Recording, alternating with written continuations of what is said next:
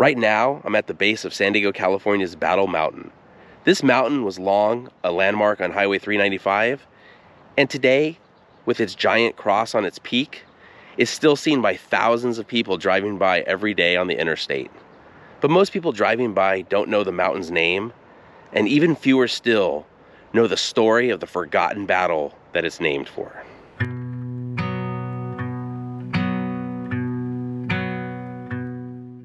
Hey everyone, welcome to Sidetrack Adventures. This is Steve. So right now I'm on Battle Mountain, and we're gonna go ahead and start climbing towards the top. But if you look up Battle Mountain online, most of the articles you'll find will mention that this mountain is named after the Battle of San Pasqual, which happened a few miles north of here. But that's not correct. The battle that this mountain is named after actually happened much earlier than that, before the arrival of the Americans or even the Spanish. So let's talk about this mountain as we climb to the top.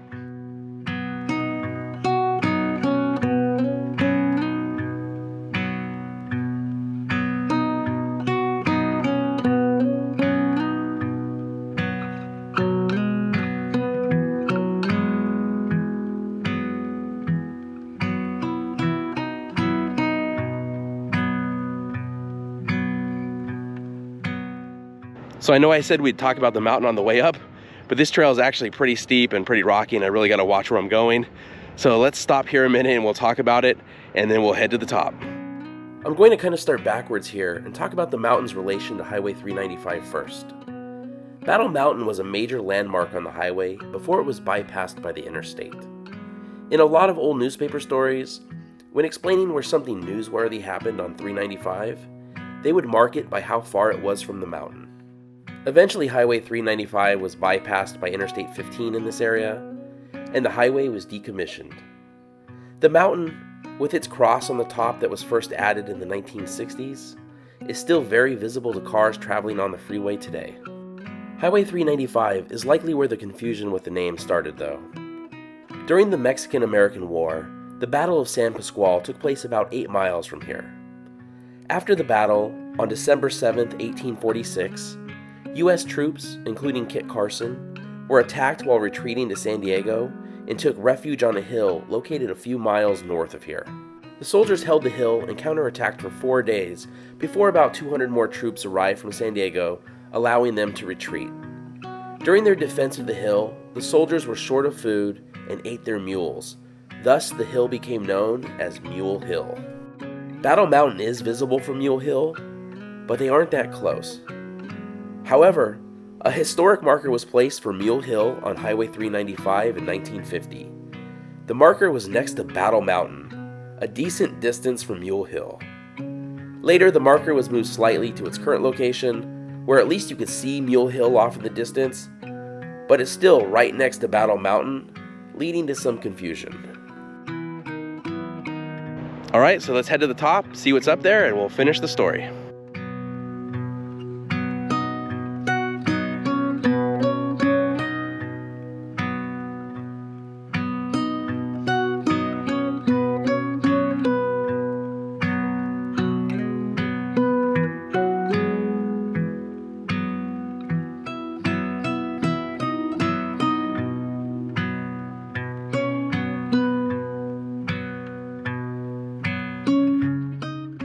We've made it to the top of Battle Mountain. Now the trail getting up here was pretty short, but it was really steep and really rocky. I know the camera flattens everything out, so it's kind of hard to convey how steep the trail is, but I am definitely not looking forward to heading back down. But now that we're up here, let's talk about the actual battle this mountain is named for, and then we'll look around and see what's up here. I think I said earlier that the battle this mountain was named for predates the Spanish arrival in the area. There is conflicting information on that. One article I read said it did, another dates it to 1837, during the time this area was part of Mexico. To the northeast of here is the San Pasqual Valley, where a Native American village was located. This group of Native Americans are known as the San Pasqual Band of Mission Indians today. Far to the east, near the Colorado River, live the Yuma or Quechan Indians. They were known for being skilled warriors, and one day a group of them did a raid on a farm on the outskirts of the San Pasqual village. The Yumas killed several people, But one man managed to escape to get to the village and warn everyone. The San Pasqual village raised a posse and pursued the Yuma raiders. The Yumas fled up this mountain and dared the San Pasquals to come up and fight them.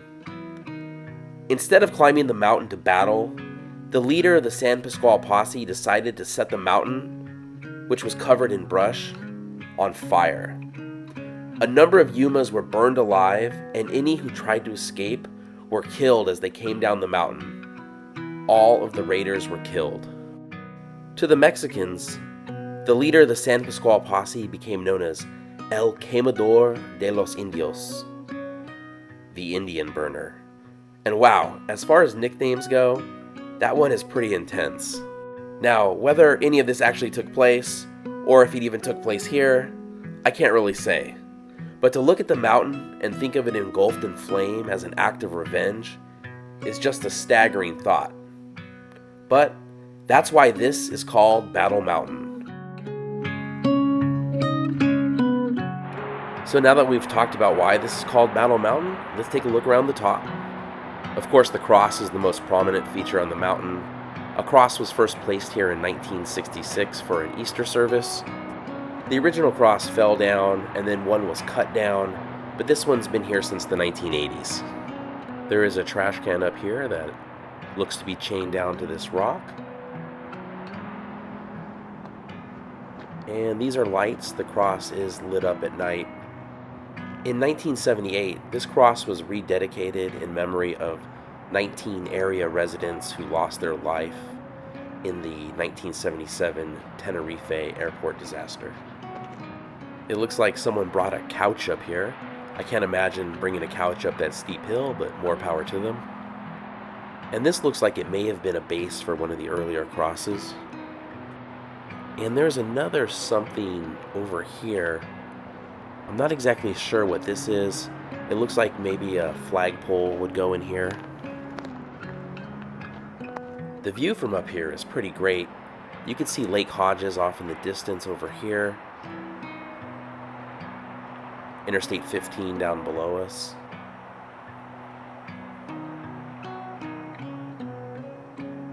And a look back at the cross. And let's take a walk to the other side of the cross and take a look back towards the San Pasqual Valley. Back in the 1960s, there were about 600 houses in the area. Now there are quite a bit more than that.